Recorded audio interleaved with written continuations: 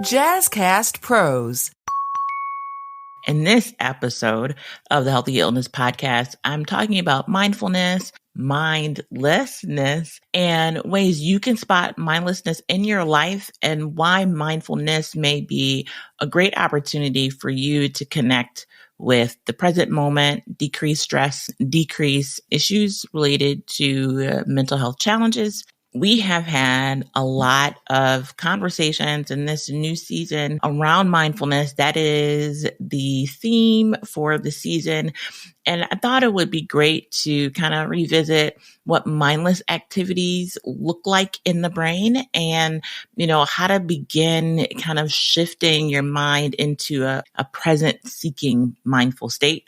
It sounds really out there maybe, but mindfulness is something attainable. If you experience stress, anxiety, pains in the body, chronic pain, just living, adopting a mindfulness mindset can be truly beneficial.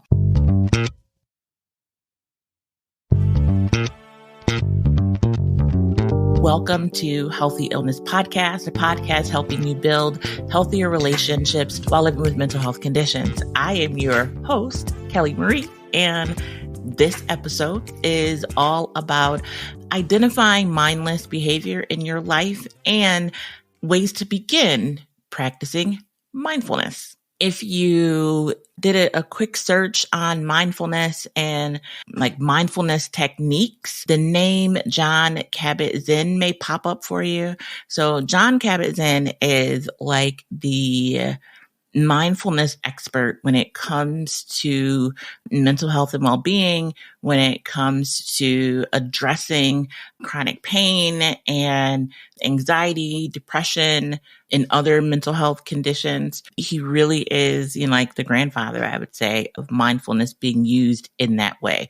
Now, mindfulness has been around for thousands of years. We've talked about that with silent walking. Have you gone silent walking? Let me know. Put it in the comments. Send me an email. Like, subscribe, and share.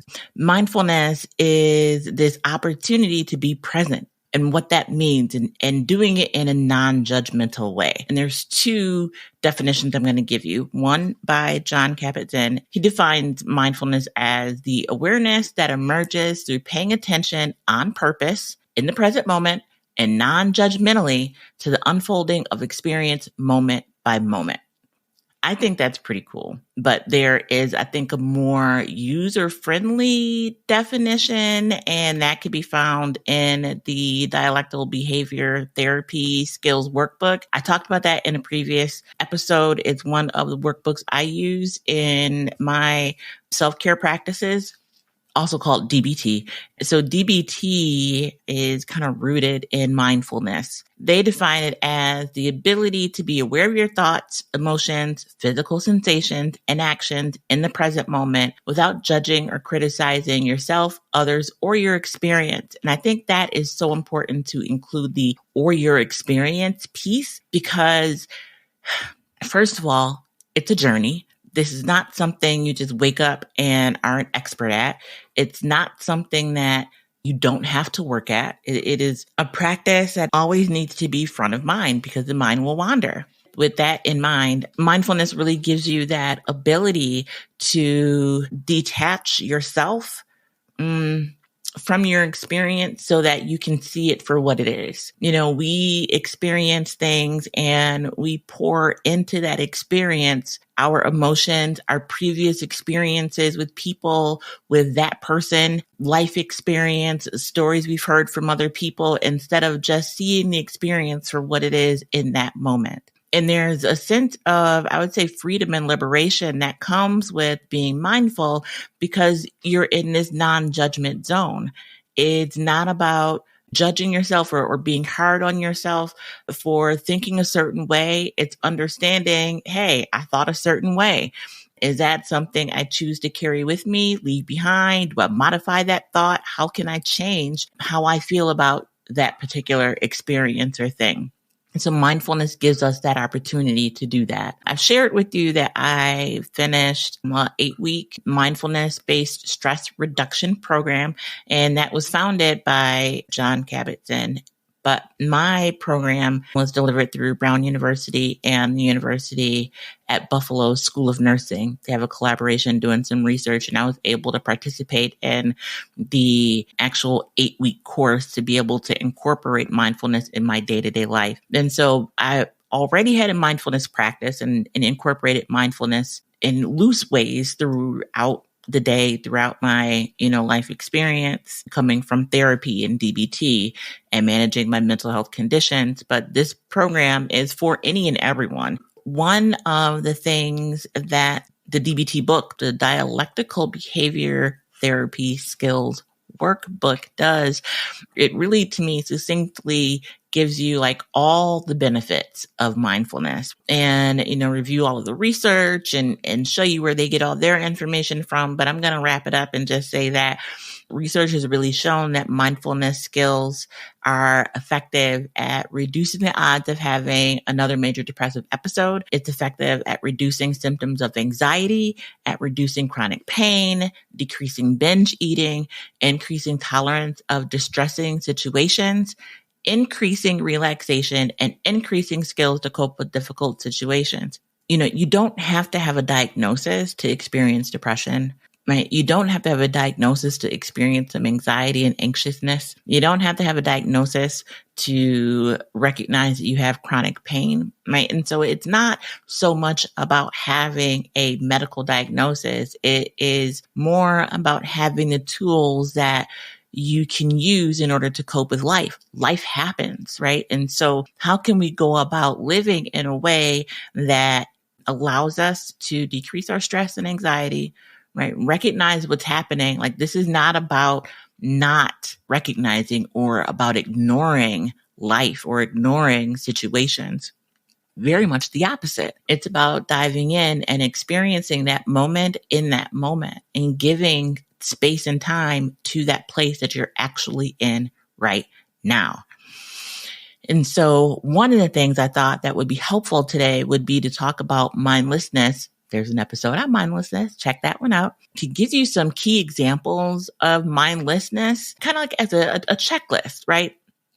So when we think about mindlessness and like mindless behavior, what kind of comes to mind for you? When I think of mindlessness, I actually think like someone having like a mental health crisis, like they've lost their mind, they're in psychosis or something like that. Like, I don't think of mindlessness as being, say, like on autopilot, but being on autopilot is a mindless endeavor or space to be in. Our brains can process so much information. I talk about routine sometimes and how setting up a routine is good for the mind so it knows what to do at a certain time. At the same time, there can be so much routine that the brain in your mind, so like you, personality, you, and brain, physical organ working together in concert with each other, function on autopilot, allowing you to do other things.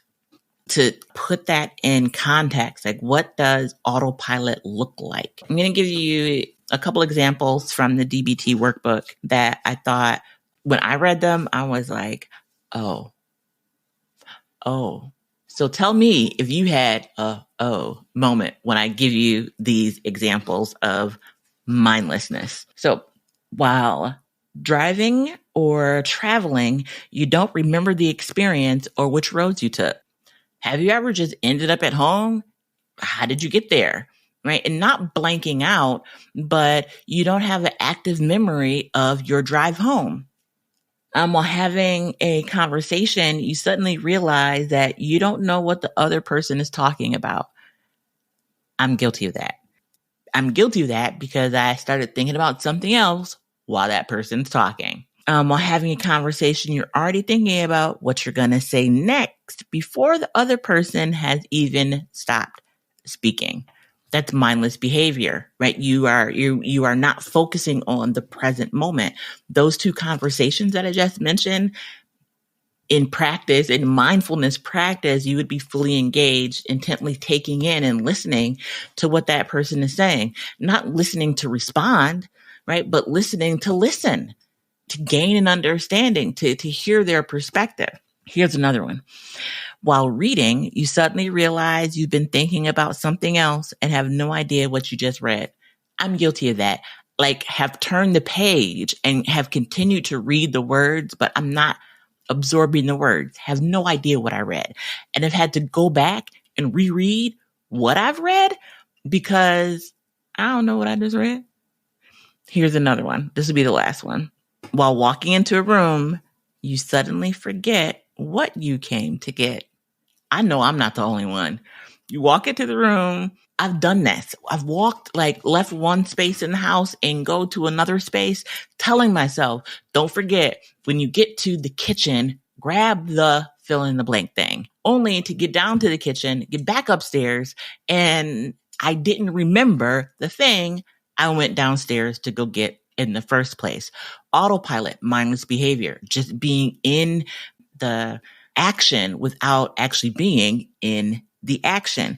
And so none of that stuff is dangerous, right? They're fairly, I'll say, using the words from the book, they're fairly harmless situations. But when you are looking at how to decrease stress, how to better manage anxiety, how to build healthier relationships while living with a mental health condition, if you are looking at being a more mentally healthy person, a more physically healthy person, right? Having these episodes of mindlessness and having those instances of mindlessness really kind of take over your life and just running on autopilot lead to more stress, lead to more anxiety, can lead to not being able to manage chronic pain, right? And so what can we do? If you're enjoying this episode, check out High Vibe Table Talks, where we start to remove mental barriers and take action now so you can achieve your someday desires. I'm your host, Mershawn Hargrave, and if you've ever heard that little voice inside to go after something, but the fear around the unknown felt too big, this is the podcast for you. Listen and subscribe to High Vibe Table Talks on the Jazzcast Pros Network with the podcast listener you're using right now, because it is high time you activated your high vibes.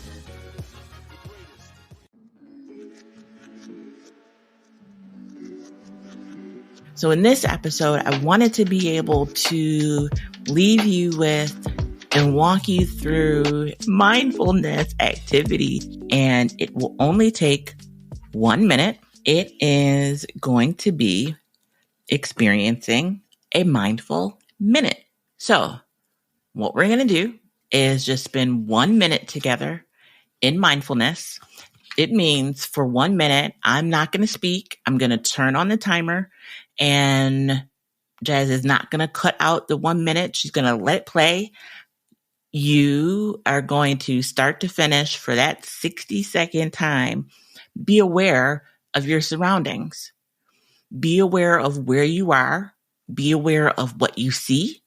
Be aware of what you're doing. And so you can continue to do whatever it is you're doing. If you're driving, you're going to continue to drive, and you're going to be mindful of the space that you're in.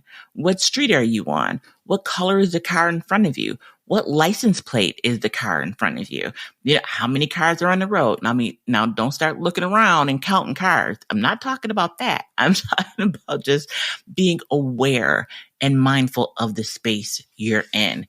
So if it's rush hour traffic, right? Instead of focusing on the end result, I got to get to work. All this traffic is setting my day up to not be successful. Instead of being there, just being in a space to notice that you're in rush hour traffic.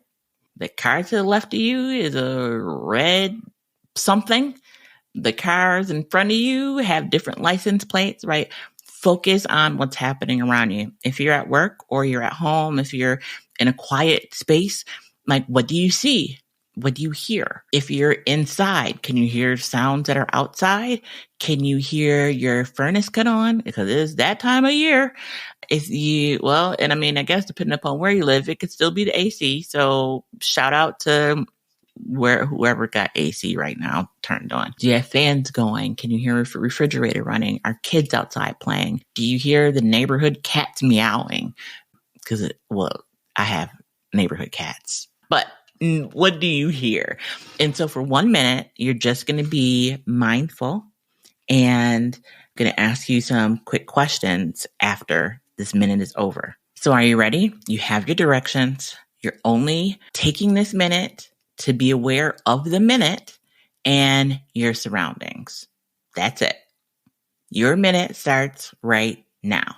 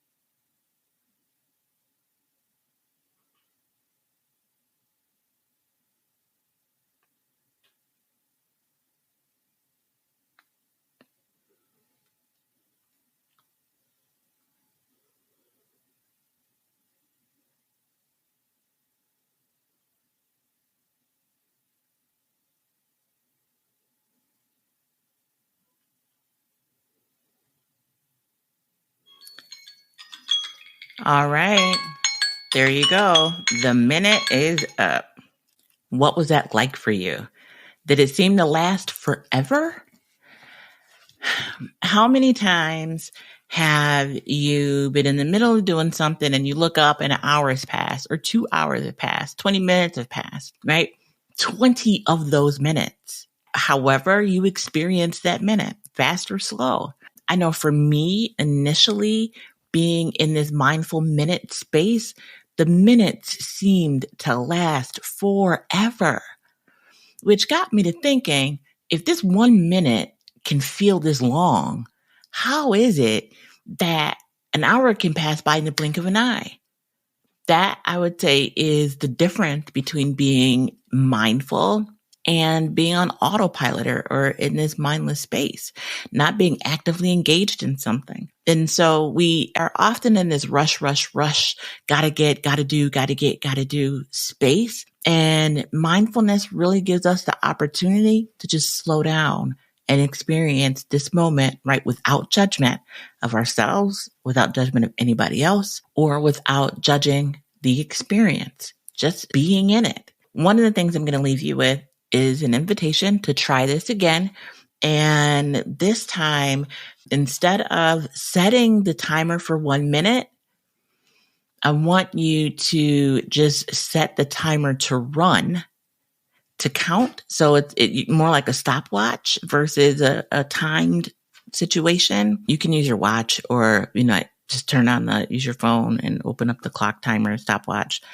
And you're going to gauge how long you think a minute is. So I'm going to read you the directions from the DBT skills workbook, but the whole point and goal of this activity is to focus on a single minute. So I'm taking this from page 95 of the DBT workbook. So you should really do this activity when you've got a moment to just chill and relax. So not driving, not, in the middle of cooking dinner. You just want to be in a place where you're undisturbed, no phone calls, no music, no TV. You're going to turn off any, distracted noises, sounds, lights, that kind of thing. No, you do not have to turn off the lights. But if you have distracting lights, yes, you want to be in a space without a lot of distraction, without counting the seconds, without looking at the time that's passing. Just sit wherever you are in your comfortable space. And when you think that minute has passed, check the stopwatch or your timer and note how much time actually passed. That's it. That's a moment of mindfulness. Was it a minute? Was it 10 seconds? Was it 3 minutes? How long were you able to make it? And it's not even about how long you were able to make it. It's like when you think a minute has passed, check the time to see how much time has actually passed. And I'd love to know how it went for you. Again, this is a no judgment zone. It doesn't matter if 10 minutes passed. It doesn't matter if 10 seconds passed. It doesn't matter if you got it right on the second. You looked down and it said 60 seconds. That's not the point. The point is to just experience what you think a minute is. That's it. Easy. Just easy. I'd like to hear from you. I'd like to know how this is working for you. I will have an incredible guest on the next show. Marie Cannon is a woman that I've met in my 9-to-5 work, but we shared some time together. She was on a panel with Coach Michelle from last episode, and she shared her mental health experience and what her mental health routine is like. And I just thought it would be great for you to hear from someone else who's just out here working and not necessarily, in this kind of space that I'm in, talk about prioritizing work and life and family and things and girlfriends and all of this stuff. So she'll be here next time, and we're going to spend some time talking about, like her aha moment and, how she began to develop her mental health practice. So that's next episode. Until then, I encourage you, as always, to be the light. If you are looking for resources, dial 211, or you can go to 211 in your browser on your phone or computer, laptop, tablet, etc., to get resources in your area. If you need someone to talk to, if you're in crisis, you know someone who's in crisis, please dial 988 or head to your nearest emergency room, or if you know of what hospital has a psychiatric unit, to head there. You are not alone. Okay. And no matter where you are on this journey, you are not alone. Others have walked this path as well. And hopefully you find that encouraging, even if you are in a dark space right now. And so healing is possible. It is a journey of one moment at a time. And hopefully this episode gave you a new tool to try out, and we'll dive more into mindfulness next time around. Until then, thank you so much for listening. Thank you for being here. Thank you for your comments. Thank you for reaching out. Thank you for the DMs. Thank you for you being you. Let people know you're listening. Send it to your friends and family if you think they could benefit from it.